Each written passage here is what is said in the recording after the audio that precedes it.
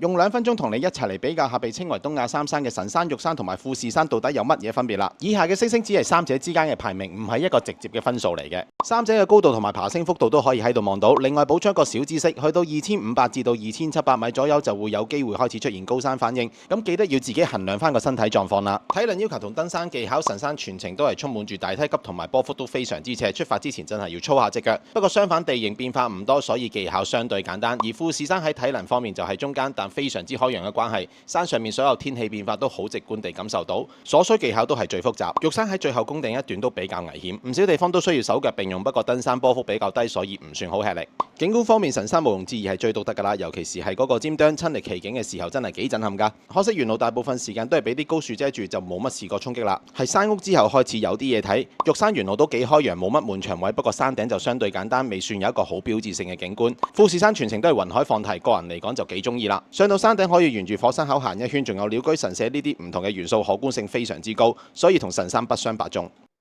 整體設備唔使講，富士山真係跑贏幾條街，成個登山過程都佈滿山屋、紀念品、糧食、日常用品應有盡有。神山沿途都有唔少嘅休息站，而山屋入邊都可以買到基本所需。玉山喺呢方面就比較舒適啦，山上面冇任何嘢可以買，但據說係政府嘅規定。另外神山、玉山山屋都有得充電，至於富士山就要視乎翻個別山屋啦。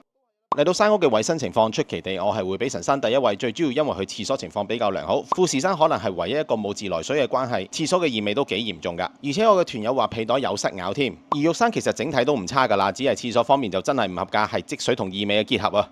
電話信號方面，玉山同富士山大部分時間都收到，而且都收得幾好。不過神山就調轉，係大部分時間都收唔到，尤其山屋一格都冇啊。最後就係價錢，玉山最經濟實惠，神山就最貴啦。戴翻個頭盔先，以上嘅評論都只係自身嘅經驗嚟嘅啫，未必反映得晒現實情況。想睇多啲登山嘅嘢就即刻 follow 呢個 IG 同埋我嘅 YouTube channel 啦。